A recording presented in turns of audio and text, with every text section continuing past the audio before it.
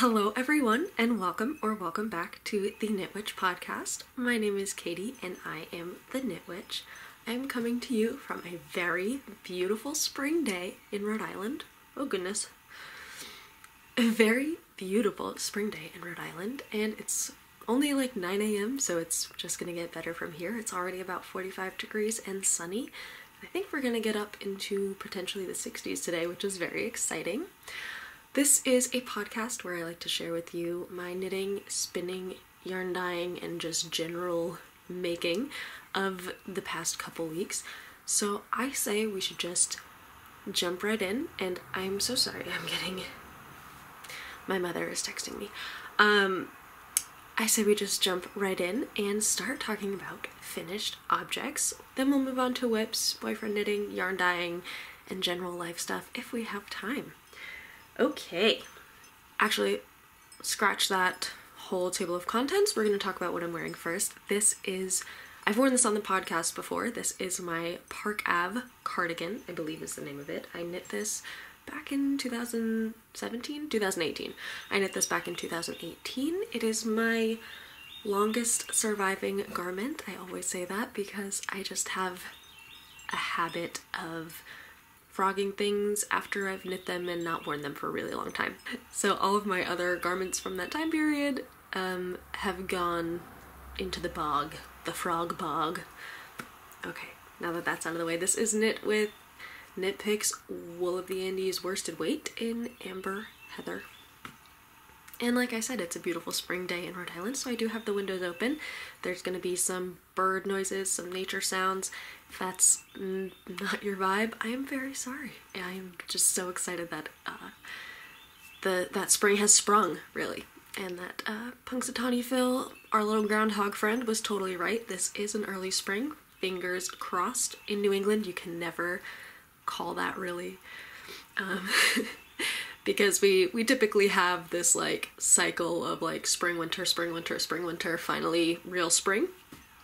So right now we're in probably false spring, and we're gonna have a nice good little bit of winter after this. But you know, whatever I say, the weather's just gonna do the opposite. So it is what it is. Let us start with finished objects now that I've talked your ear off for quite a while.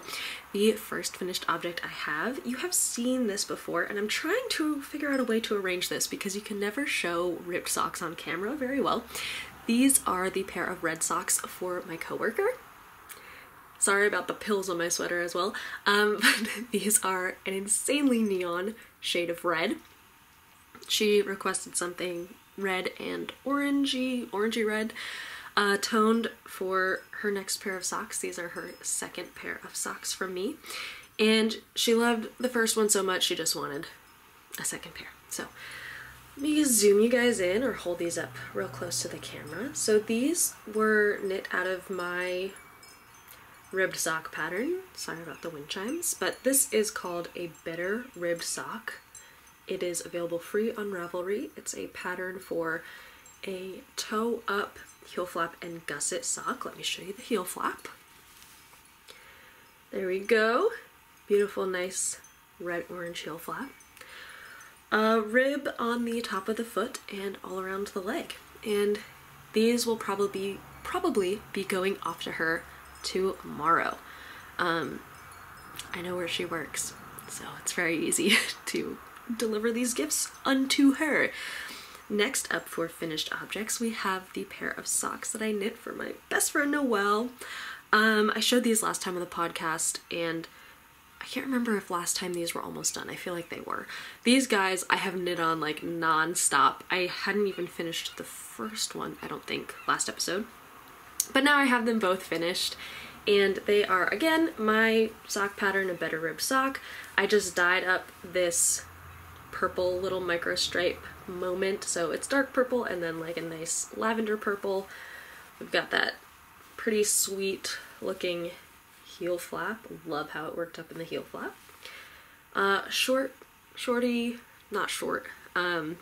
Ribbed leg.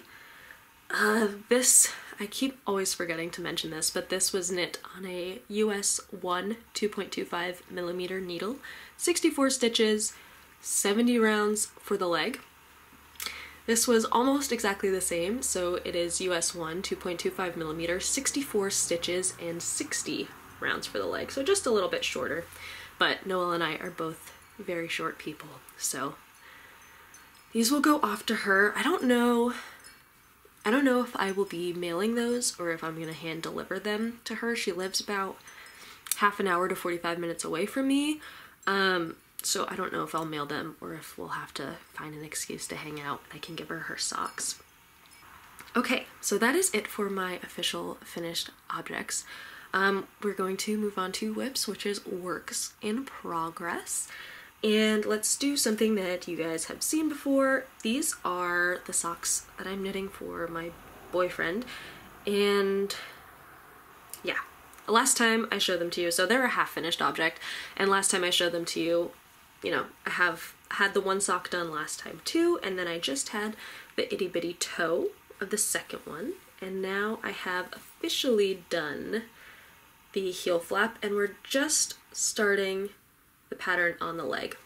So this, you can't even see the stitch pattern because the yarn is so crazy. These are being knit on a US 0, which is a 2 millimeter needle, still doing 64 stitches. But this pattern, which, like I said, you can't really see very well because of just the yarn, he requested blue and orange stripy socks. So these are going to him.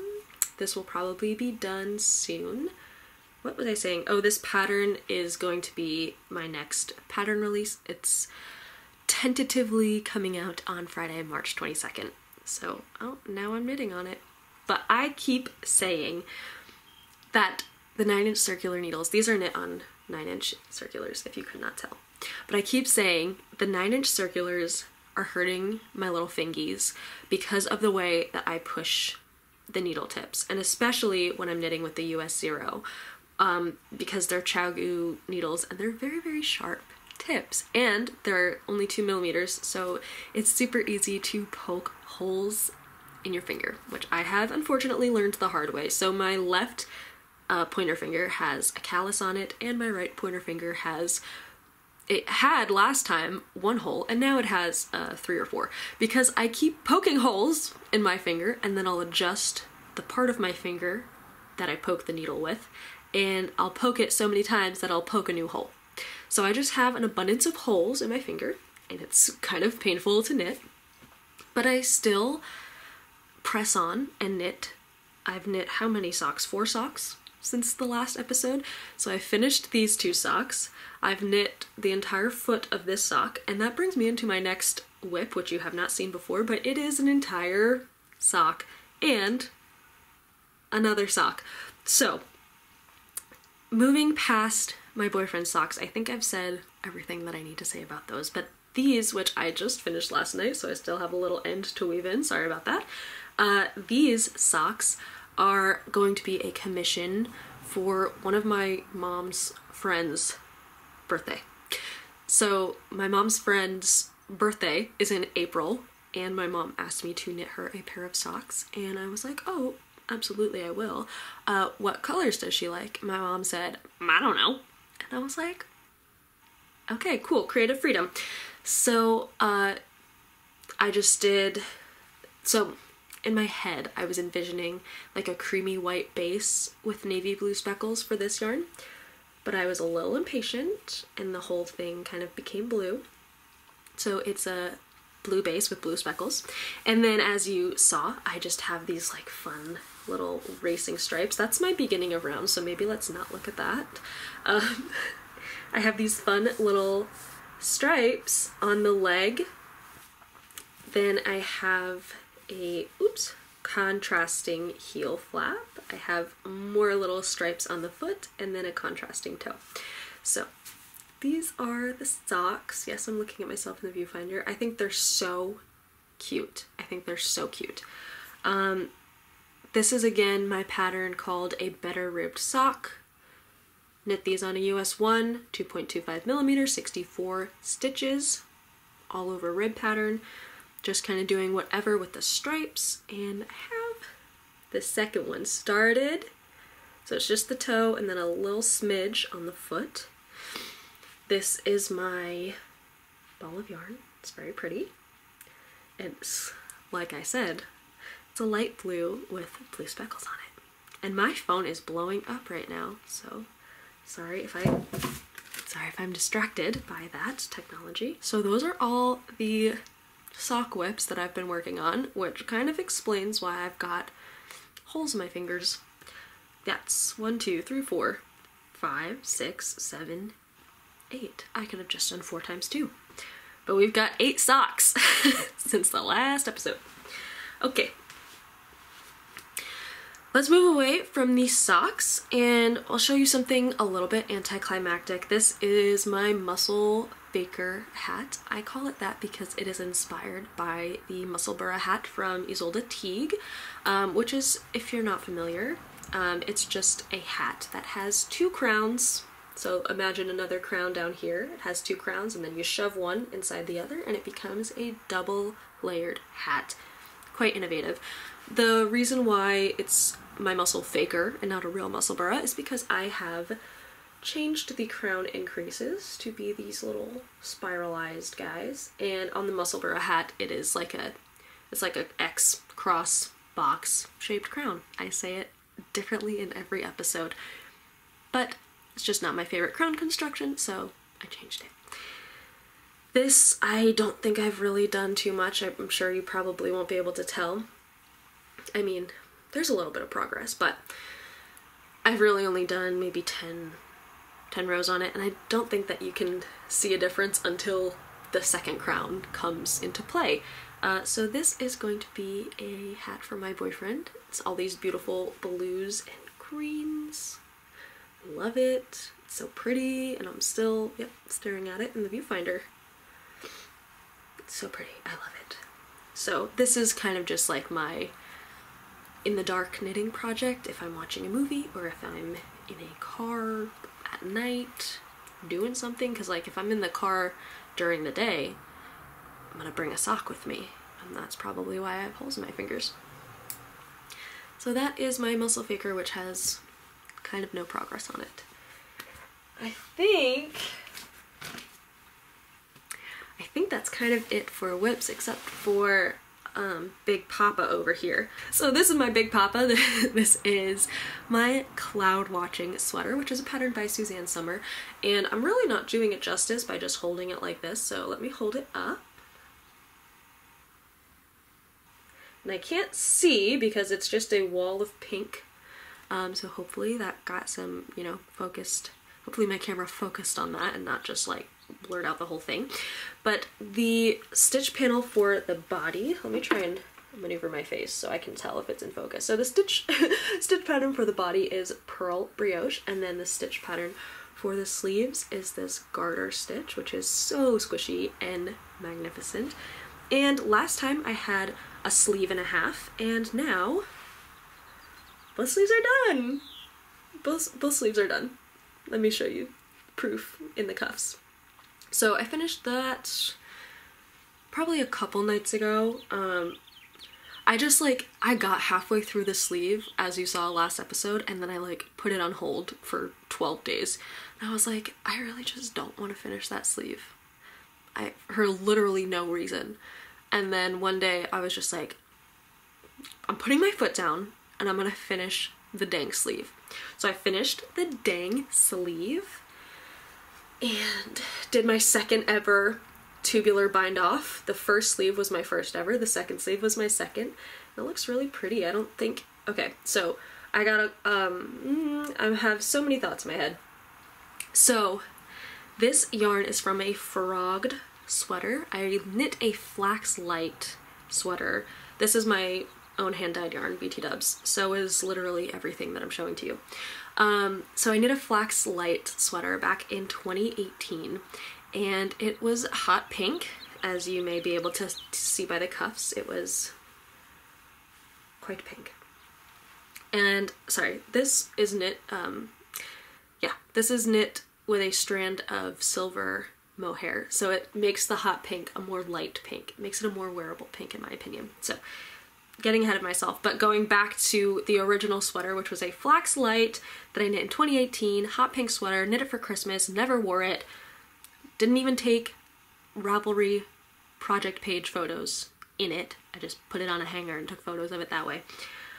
So anyways, I frogged it on Christmas this year, so, or in 2023, I frogged it. So, you know, it just laid dormant in my closet for 5 Christmases. And so I finally frogged it, and so the yarn is like all these like squiggly ramen noodle yarn, and it's like even more apparent if I relax it. There's no tension. It's a very squiggly ramen noodle frogged yarn because I didn't steam it, because why would I steam it? I'll just knit with my ramen noodles. So the cuffs, going back to that, the cuffs are knit in regular brioche instead of pearl brioche, and they are very squiggly, but that'll come out when I block it. And that's why my tubular bind-offs look like ramen noodles. Here, you can see, that's one of my ends. Oh, my ramen noodle. Pink ramen noodle. Okay, so that's why my cuffs kind of look a little squiggly. My tubular bind-offs look a little squiggly. It's because it's knit with frogged yarn, so please don't judge me. And yeah, this is almost done. I measured the body yesterday, I think it was. I measured the body against my single malt sweater, which I wore in like the last 2 episodes of the podcast. And I really like that length on me for like a standard everyday sweater. But I'm debating because this sweater has so much positive ease, which you can't see because it's folded in half. But so my single malt sweater has like maybe 2 inches of positive ease. It's like just enough that I can wear clothes under it and then have the single malt as my outer layer just to like keep me warm.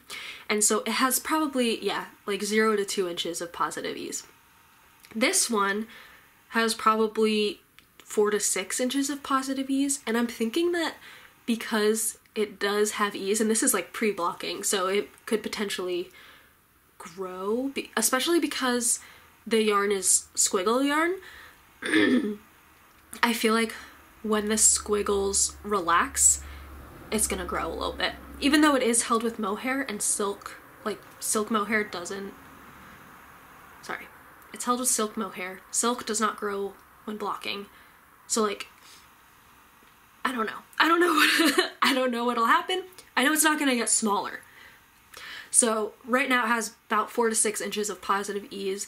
And I'm thinking with that amount of ease, I could do like a more cropped sweater. I don't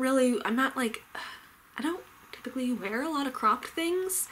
But I'm thinking like, and then I'm torn. Sorry, I have so many thoughts happening all at once and I can't wait to share them with you. But so I dyed 5 skeins of DK weight back in 2018 when I was knitting my original sweater. So that was 5 times 250 is what, 1250? So 1250-ish yards of DK weight, and I still have like 80 grams left of that DK weight. And I'm like, I don't really know what to do with it, because you may be able to tell I'm not like a very like pink wearing person. That's kind of just not my vibe. So like the fact that I'm knitting this enormous beautiful pink mohair sweater is again strange for me, and it's gonna have to like make me prioritize it in my wardrobe because of all of the time and effort that I've put into this. I'm like committed to being a person who wears a pink mohair sweater. Like I've knit it, so now I have to be a person who wears a pink mohair sweater. Anyways, the whole point of that is me saying I feel like I need to use up the additional 80 grams of yarn that I have. But I don't want to make the sweater too long, because I feel like if I knit it too long with that amount of positive ease, it's gonna just kind of like crumple up and not be super flattering. And I need it to be flattering so that I will wear it. There's my whole tangent. So I'll probably just make it cropped. So that is it for my knitting works in progress. We're just gonna real quick talk about spinning. This is what I'm spinning right now. And I've showed it, oh, of course, immediate fuzz in the chopstick. I've showed this on many other episodes of the podcast because it's been like a 3-month-long spinning project on a spindle, which I feel like is a long time for a spindle spinning project. Anyways, I am nearing the end. I have like 12 grams left of my 100-gram braid to spin, and then I get to ply.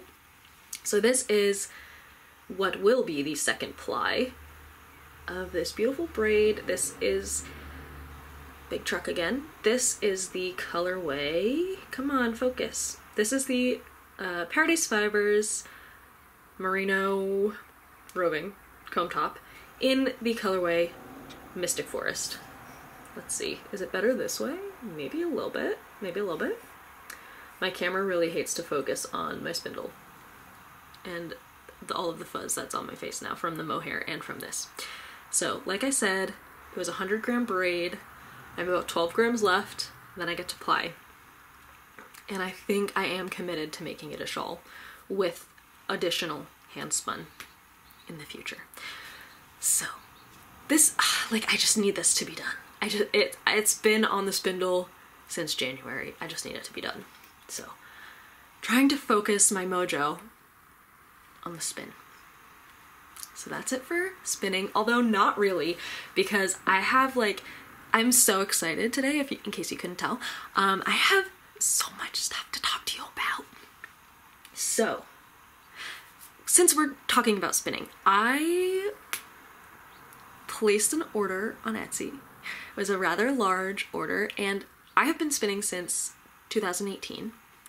And I have been wanting to buy a fleece, like, seriously, since 2018. And I mean, like, even before I started spinning, I was like looking into buying fleeces and stuff because that's just who I am, and I just love sheep and wool so much, and I've been knitting since I was 8, so like 17 years now I've been like, I need to get myself some raw sheep, spin it. So anyways, I have been seriously considering buying a fleece for the past 5-ish years, and I finally, I can't say I bought a fleece because it's not like intact, but I did buy 15 pounds of raw fiber. I know, it's washing over me right now. I bought 15 pounds of raw fiber. So I purchased it from a sheep rescue sanctuary. My tummy just grumbled. I purchased all of this fleece from a sheep rescue sanctuary down in Tennessee, and like the fact that it's a sheep rescue just like it chokes me up. It like fills my heart with so much joy. And of course every single listing had like the life story of every sheep there, and I was like sobbing while I was reading it and being like, oh my god, I love these sheep so much, I need to just like feel them against me. So anyways, I bought 15 pounds. I can totally insert a picture of the enormous box of sheep that I received in the mail. So I will begin processing that. Oh my god, it's so exciting to say. I will begin processing that this week because the weather is so beautiful here in Rhode Island. Like I said at the start of the episode, it's going to be about 55, maybe even 60 degrees today. It was 60 degrees yesterday, but super, super windy, so I didn't want to do any washing and drying outside because it would just blow into the ether. So today is a much calmer day, and tomorrow is going to be 65. I know. So 65 and like little to no wind. So I'm planning on doing a lot of washing and drying of the fleeces outside starting tomorrow. So that is a very exciting journey for me, and I have like a pair of Howard hand carders that I got at the Howard Brush outlet. Howard is a brand based out of Maine, so it's fairly local to me. And their factory outlet just has like carders with minor imperfections that they didn't want to sell. So it's like their logo is wood burned into the back of the carder, and so if it messes up on the wood burning aspect of their logo, it goes into the seconds pile, and then it gets sold to wonderful spinners for cheap. So I have a pair of Howard factory secondhand carders that work totally fine, and I didn't bring out my I didn't bring out my practice card to show you. But anyways, when my fleeces arrived in the mail, this was about a week ago, I was so excited, and I was like, oh my god, I need to practice carding, because usually I just buy combed top, and you don't need to card combed top because it's combed. But I have so 5 years ago or so, I bought a pound of Corriedale roving, and I dyed it, and I accidentally felted some of it. I can't say felted because it's not like unusable, but it just like, it takes a lot of effort to spin. So I've been working on this spin for about 5 years. So anyways, I like took some of the, I don't want to say unspinnable because it's spinnable, it just requires a lot of pulling to draft the fibers. So anyways, I took some of that unspinnable part of the Corriedale, which again, Corriedale isn't like the best for carding, but whatever. We were just practicing, okay? So I took some of that Corriedale that I had kind of felted, and I put it in the carders, and I carded it, and I like made little mini bats, and I spun that, and I have to insert a picture for you because I wound it on a toilet paper roll, but it looks awesome, and it like totally unfelted the previously felted roving that I had, which was really cool. So I practiced with my carding for like, name that bird. So I practiced with my carding for a little bit, and I'm like, I am ready to jump into that fleece. So I'm totally not. I definitely have to practice more because I don't want to like ruin anything. So I have like this like mental scale of which fibers I'm going to process first, because there's like some of them that I'm like, these are so special and I want to like save them until I'm professional. And then there are some where I'm like, oh, it's like the mixed grab bag of fibers. I can wash that and card it, and if I mess it up, which like you can't really mess it up that much, but if I like mess it up, then I'll be okay with it. So that's like really inspiring me to get this spin off the spindle, because I'm like, I'm gonna be processing 15 pounds of fleece, which I'm sure will turn into about 6 pounds of usable wool, but I'm gonna be processing these 15 pounds of fleece, so I need my spindles to be free. I only have 2 spindles. I have 1 top whirl and 1 bottom whirl, and I spin my singles on the top whirl and I ply on the bottom whirl. So I probably need to look into getting some more spindles. I mean, I want a spinning wheel so bad. This is another tangent. So like 3 weeks ago or so, it just like hit me one night. I was sitting watching Supernatural with my boyfriend, and it just like hit me so hard in the chest, and I was like, I need a spinning wheel. And so I went on Craigslist, and I'm like kicking myself over and over about this whole story, so I already know. I went on Craigslist, and literally 6 hours ago it was posted. It was an Ashford Kiwi 2 spinning wheel that someone was selling with like all of its accessories. They were selling their carders, they were selling their like fiber stash, they were selling their tensioned Lazy Kate, they were selling like additional bobbins for it, they were selling their spinning books, they were selling like everything that they ever had to do with spinning. And it was like 40 minutes away from me. It posted 6 hours ago, and I was like, that's literally perfect, because the Ashford Kiwi 3 is the spinning wheel that I wanted like for myself when I was shopping around earlier, and this was the Ashford Kiwi 2, so it was just like the previous iteration of that. And anyways, super long story short, I waffled on it for far too long, and somebody else bought it, because of course they did. But I was just like, I like felt like it was meant to be, and I was like, I got the itch, and it was posted like 6 hours ago, and it's like, it was calling to me. The spinning wheel was calling to me, and I just didn't get it, because it was like, it was $650, or it was listed for $650, but it said it was open to negotiation. Sorry, I'm tripping over my words because I'm so excited. It was listed for $650, and they said that it was open to negotiation, and so I was like, oh my god, you know, that's a lot of money. It's a lot of money, and it's also like, I don't really have a spot in my house to put it, because my room is so small, and I don't have anywhere to sit, because you know, you sit when you use a spinning wheel, and you can stand when you use a drop spindle, or at least I stand when I use my drop spindles, and I don't have anywhere to sit and spin. So that was like my whole preventative logic, I was like, well, it's a lot of money and I don't have a place to put it. But like, I'll kick myself every day. I kick myself every day that I did not get it, because it would have been literally perfect. So anyways, long tangent aside, let's move on to boyfriend knitting, because that'll make me happy. So in case you didn't know, I taught my boyfriend how to knit during the first week of January, and he like instantly picked it up like a dang natural. He literally just has innate knitting talent. He's amazing. So he finished his first Ravelry project a couple weeks ago, and he very quickly cast on his second, which is a very similar. So his first ever project was, well, not first ever, his first like, finished object was Grandma's favorite dishcloth, the no holes version from the Make Your Own zone. Now, we did the exact same pattern, but with holes this time. So the main difference, in case you don't know, is with the no holes version, you do a reverse yarn over, so you wrap your yarn in the opposite direction, and the with holes version, you do a regular yarn over. So we did, or he did, I should say, the with holes version of Grandma's favorite dishcloth, and look at how stinking good it looks. So this yarn is Peaches and Cream, I think. It's the Walmart brand of cotton yarn, and I love it so much. It's like this beige, sorry for the glare, if there's a glare because the window's right there.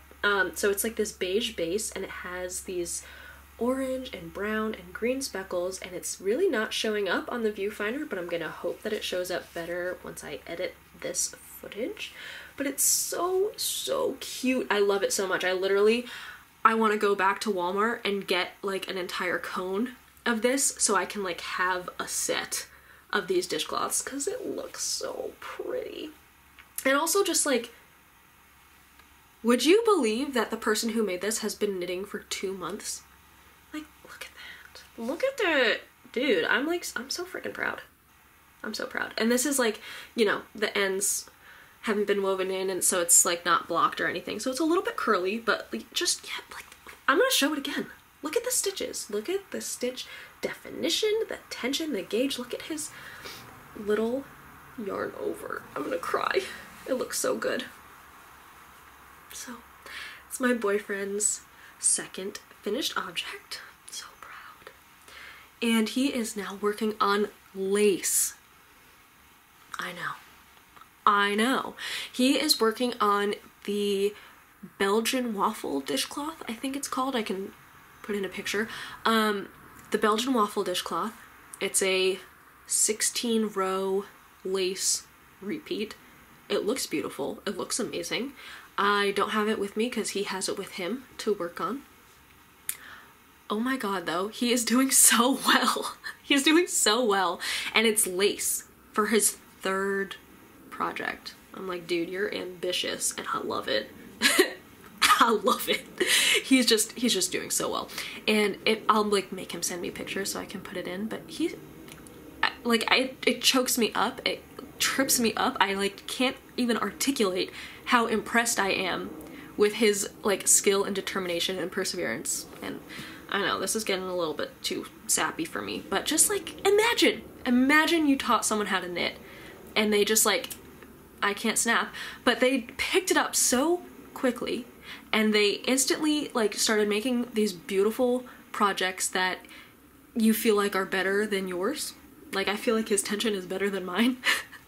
And like now his third project, he's doing this lace dishcloth, and like every time I look at it and see him working on it, I'm like, I need to buy myself cotton yarn and make this same dishcloth, because number one, it's a beautiful dishcloth in general, but like number two, he is doing it so well.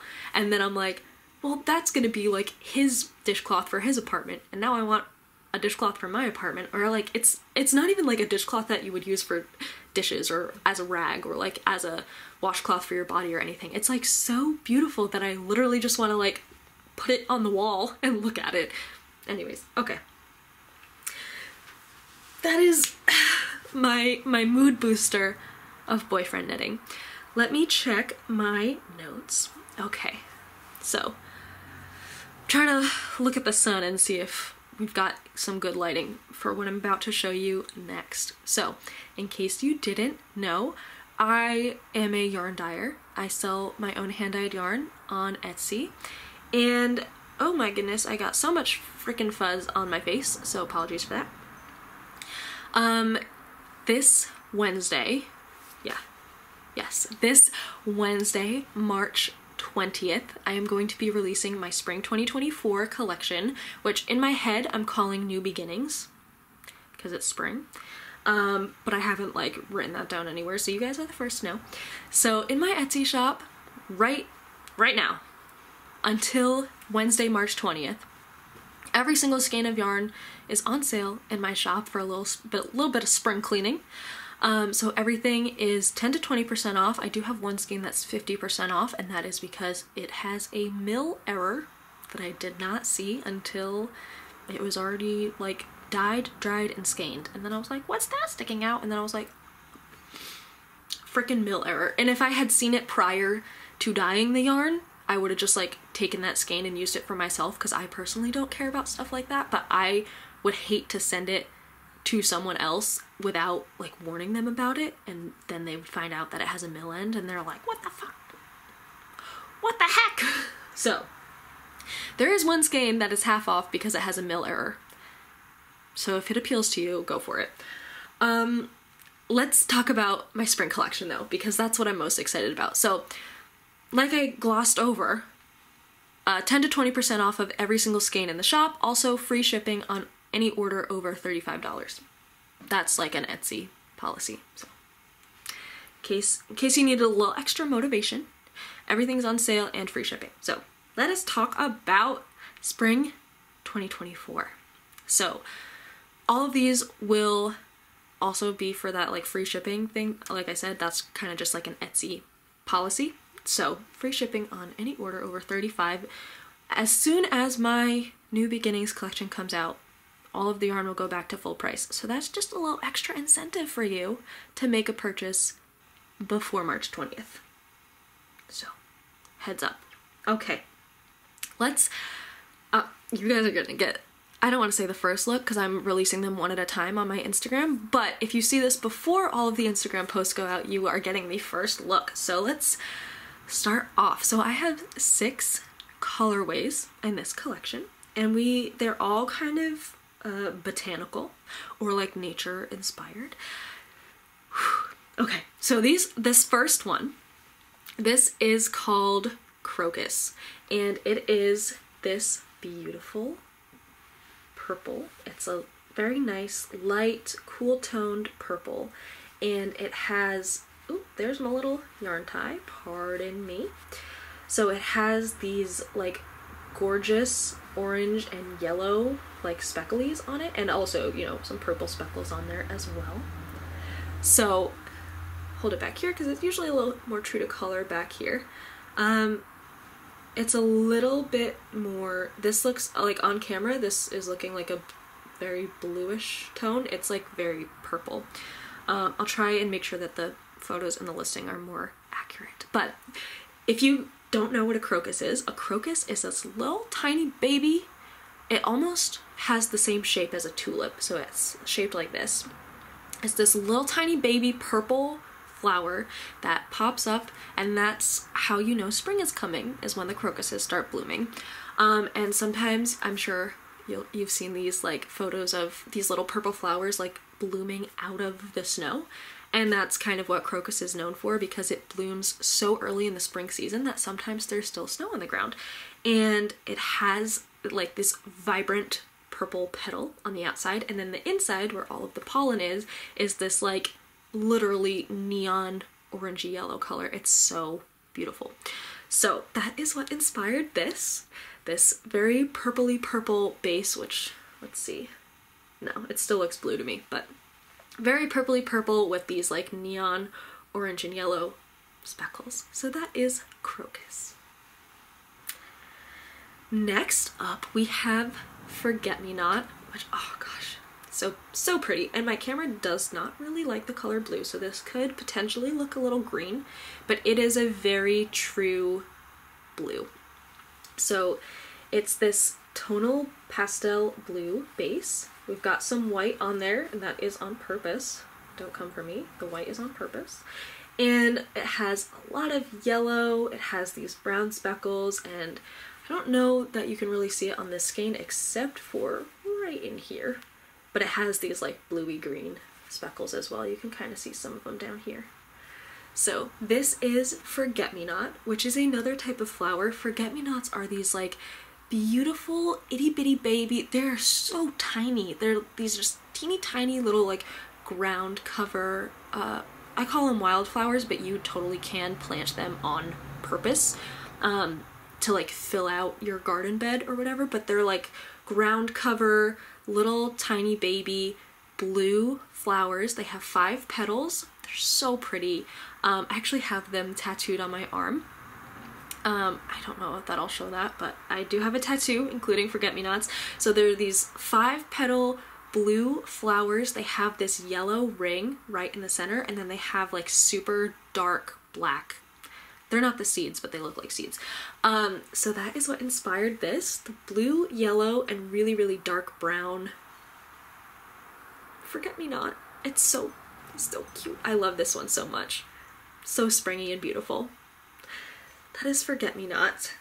Next up, we have this one, which I am calling La Primavera, which means the spring in Spanish and Italian, I believe. So this just like La Primavera.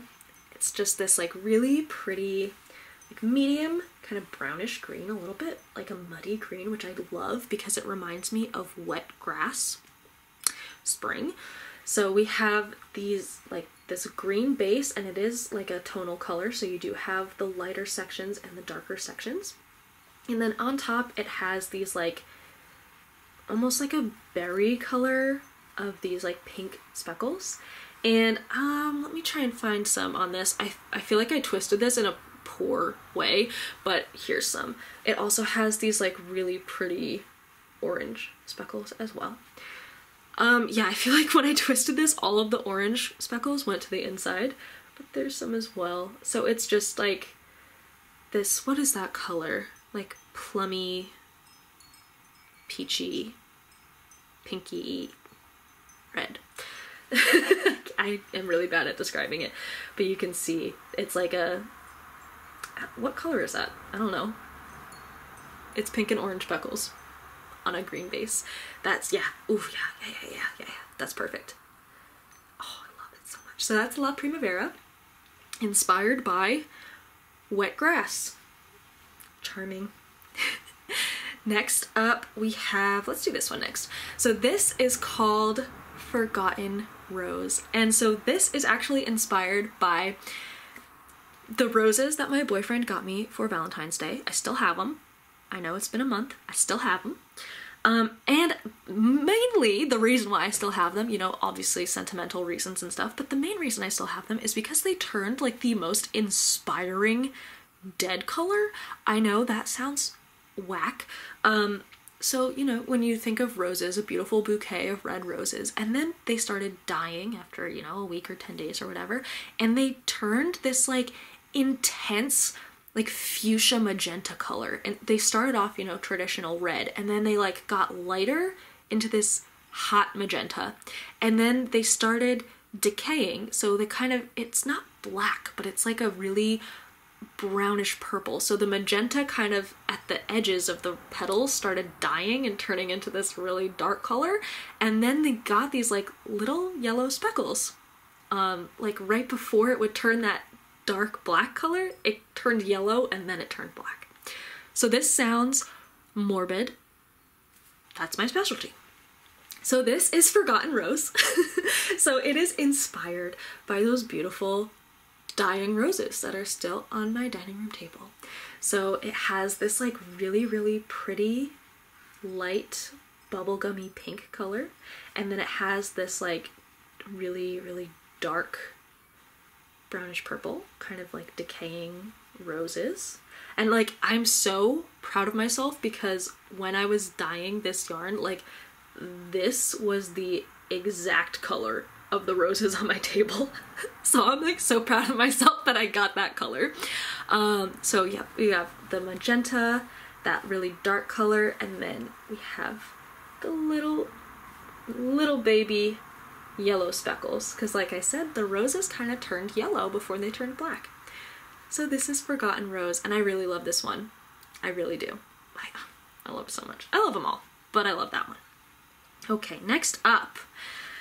This was actually the first one that I dyed of the collection. This was like, I don't want to say the inspiration, because I think the Forgotten Rose was more the inspiration, but this was the first one that I dyed for the collection. And this is Lavender Grove. So it is this really, really pretty, like warm toned purple. So let me compare it to Crocus for you, because I know they're like 3 purples. That's kind of a lot.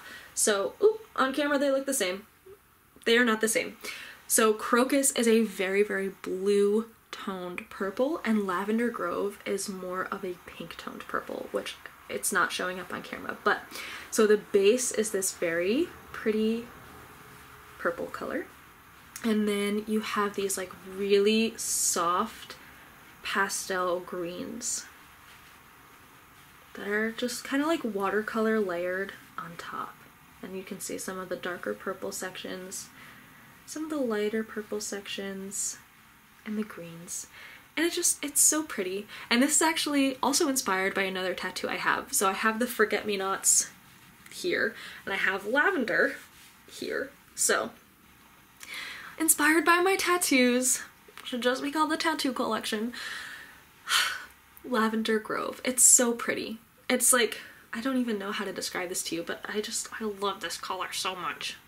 And I have an oopsie of this actually that I'm going to be making myself socks out of. So you will see that in a later podcast episode. A little spoiler alert for you. But Lavender Grove, purple and green. It's so soft. It's so watercolor. It's so pretty. I love it. And last in the collection, we have kind of like the flagship colorway, I would say. So this is called Revolutionary, and this is like a white base. So there's a lot of white in this colorway, which is so hard for me to do. I am a person that like, I need to cover up white in my yarn, but then when I'm knitting with it, I'm like, man, I wish I left more white. So this was really an exercise for me, because I am not good at leaving white. But this is about 50% white, and then it has this like really, really pretty kind of like limey green, like undulating watercolor splotches. So very, very light green. It's got some yellow on there, and then it has these like really pretty hot magenta speckles. Because this was just like so springy and like so inspired by like planting seeds and stuff. And honestly, when I was dyeing it, I was like, this reminds me of dragon fruit. Like, this is just like a dragon fruit colorway to me. If you don't know what dragon fruit is, I can put in a picture. But I was like, oh, hello, this is like summer. So this is called Revolutionary. And you might be like, Katie, why the heck would you call it Revolutionary? And it's actually inspired by that quote from The Devil Wears Prada. So Meryl Streep is famously quoted, and she goes, florals for spring, groundbreaking. And then I took that upon myself, and I was like, speckles for spring, revolutionary. So that's where this guy gets its name. He is revolutionary because speckles for spring. Who would expect that? Speckles for spring. Revolutionary. So that is Speckles for Spring Revolutionary, and let's hold it up next to Primavera, because to me, like, they're similar but different, right? So this guy's obviously a lot more lighter, this guy's more dirty grass. And then you can compare the two colors of the speckles, and you can see this one's a lot more red, and this guy's a lot more pink. So, oh, should I hold them all up together? It's gonna be hard because my hands are not that big. Show the butts, Katie, show the butts. We're in it for the butts. So we have a lot of speckles, a lot of light tones. I think every single, nope, I was gonna say every single colorway is speckled. Lavender Grove is not speckled. Here I am with my children. And we have one yarn mop from this collection, I believe. I think it's the only one that I'm selling. I have other yarn mops, but they're on different yarn bases that I am not selling. This is our yarn mop. It is gorgeous. I would keep this for myself if I could. So it's a yarn mop. If you don't know what a yarn mop is, it's just, sorry, big truck. A yarn mop is just a skein of yarn that collects extra dye. So like when I speckle, I use my two little fingers to pinch and speckle and, you know, salt bay the dye over the yarn. And then I'll have dye on my gloves, and I just wipe it on a bonus skein of yarn. And so this skein has lots of pinks and peachy colors and this like really beautiful golden orange that is from Crocus. Oh, so pretty. So yeah, we have a ton of the pinks, of the oranges, of the yellows. Look at that orange right there. Oh my god. Tons of yellows. Oh gosh, I love this so much. My stomach is gurgling, so I am so sorry. But yeah, a ton of the like baby pinks and the magentas and the oranges and the yellows. Oh my god. Oh my god, I love it. It's like a sunset. It's like eating rainbow sherbet while watching a sunset. I love it. It's so pretty. So that is my yarn mop for this collection, which will be going live with the other collection skeins. Oh my goodness. So here they all are. And yes, I have, let's see. I do not have sweater quantities for every single colorway, just because I feel like these guys are a little bright. These guys are a little bright to be making a sweater, but if that is your vibe, and if it is calling to you and you're like, god dang it, Katie, I'm gonna make a sweater, I will dye more for you, so just let me know. Sorry, I just had to shut the window because the heat came on and the like generator for it is really, really loud, so if you can hear that rumbling in the background, I'm so sorry. We're wrapping up as we speak. So I will probably be making either a short or like a short form video on my channel when the collection releases, just so you all can see the colors again, see the different bases. If you have any questions, let me know. I'll totally do like a little Q&A about it. But that's kind of it for me. Just wanted to reiterate that everything in my Etsy shop is currently on sale until Wednesday, March 20th, when my new collection will be releasing. So, thank you all so much for watching. I hope you saw some projects you enjoyed. I hope you felt the highs and lows of high school football with me. That is a Riverdale reference, and it just lives in my head rent-free. So, thank you all so much for watching, and until my next episode, happy making!